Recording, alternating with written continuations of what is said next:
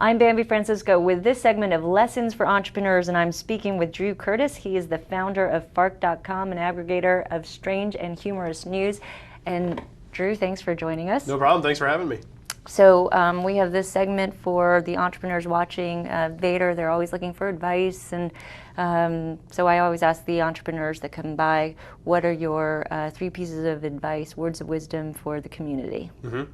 Well, one of the ones that I followed kind of by accident, but it worked out, is hold on to your equity as long as possible. It would be a really good idea to make sure, if you could get your concept proven first out of the gate, getting actual VC, I would think would be easier. I live in Kentucky, though, so I don't know. I'm just guessing. The other thing I would say is you didn't have any choice. You just didn't take VC money. No. Well, they weren't also there. too, we started getting kind of big in 2001, so there was really no way we could. It wasn't That's around. True. Everybody was busy being bankrupt and whatnot. Yeah. So. But the second thing I would say is that once you get something going on, like and to give you an example, I gave this advice to Guy Kawasaki, who worked on who did a site after he and I had a conversation about how Fark came about, called Trimmers, which is basically a user-generated site where you could submit rumors and then I guess talk about them or whatnot. That was his site, right? Yeah, is his still site. Around? Yeah, okay. Yep, still around. And I think he's got something like 40,000 uniques, and I don't remember if that was per month or per day or whatnot. But he was talking to me. It's been up for about a year now, and he was saying, God, it doesn't seem all that well. I was like, that's better than we did our first year. Yeah. That's pretty good. All he has to do to succeed is just keep going. Just keep going. Don't turn it off. Just let it just keep cranking right along. And because it takes time for people to find out something and basically tell their friends. I mean, we read all the time in the papers about, YouTubes and, the Facebooks and whatever that seemingly exploded overnight, but in reality, that only happens once in a blue moon. Right, but as long as you can you cover your burn and Yes. you don't spend too much and stay lean, you'll be fine. Exactly, yeah. That's exactly what I would say. Any other pieces of advice about building your platform or creating a community, engaging the user? I would say also, especially with building the platform, you don't really want to throw money at a problem. I noticed this. I was talking to a friend of mine who worked for egg.com, which is in, or maybe it's Egg Co. UK out in England. But we were discussing traffic and servers and whatnot. And he was saying to me that apparently Egg at the time, and this was a few years ago, had something like 1/20th of the traffic that Fark had, but about 20 times the servers. Okay. And he's like, how did that happen? I said, well, probably you guys had money to throw at a problem, so anytime you hit a bottleneck, you just got more servers and whatnot. And I would recommend trying to retool as much as possible first, and that you can save a lot of money in the long run by doing that. Okay. So then, before I ask that question, what about setbacks or failures? Anything along the way, bumps along the way? Failures are extremely valuable.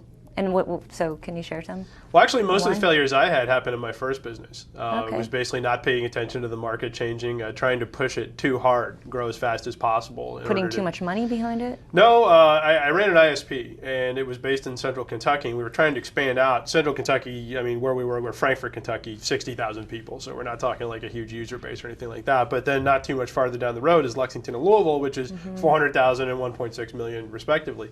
Trying to get access to those markets, we burned ourselves up pushing the company too hard, trying to get out there. And part of it is that we pushed it to the absolute wall, the limit of what it could possibly take, to the point where when all of a sudden growth leveled off, we were stuck. Yeah. But the second thing, we didn't realize market conditions had changed once Bell's companies moved into the game, and so not paying attention to what's going on. For example, a very important piece of information I would pass along is that recently, over the last couple of months, I'm in contact with a bunch of other people that run smaller sites, and they have said that their Google AdSense revenues are suddenly cratering out of nowhere. Now, what does that mean? Maybe that people aren't buying, maybe Google's not paying out that much, but considering the kind of economy we're moving into, that could be a warning sign. People may want to stand up and take notice of that and not assume that things are going to stay the same for the next several months coming. Plus, you were running an ISP, now you're running a comedic site aggregation of, you were, correct me if I'm wrong, but I think you're doing something that you're passionate about today, and so that can carry you. Yes, it makes a big difference, definitely. But at the same time, too, in order to motivate people working under you, it definitely helps if you like what you're doing. So just briefly, I think you already touched this. What would you share to a first-time entrepreneur, or maybe even other companies who are trying to build a site like yours, but don't know how to go about it? And you did it again by yourself. You managed to create this 60 million page view per month entity. So what would you say to somebody who's trying to do that? I know it's kind of tough. Well, one of the reasons that it ended up being the case that we could basically keep so few people working on this thing is that it's something that was passed on to me by my head tech guy that I kind of adopted as well, as a concept of automate absolutely everything. If you can do it, do it. Automate everything. Don't hire people to do stuff manually. If you can make something an automated process, then do it. And the easier, the better. Make it clean, make it simple.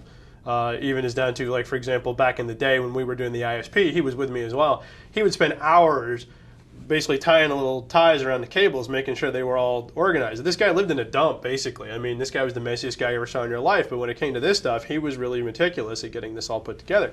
And I asked him why that was, and he's like, well, if you ever have to change it or grow, this is going to be really important in the long run. And he learned that the hard way. Yeah. I used to code all the time. I learned that the hard way, too. Keep backups, indent your code, make comments, because you're going to forget, that kind of stuff. Keep everything as simple as possible. Keep it simple.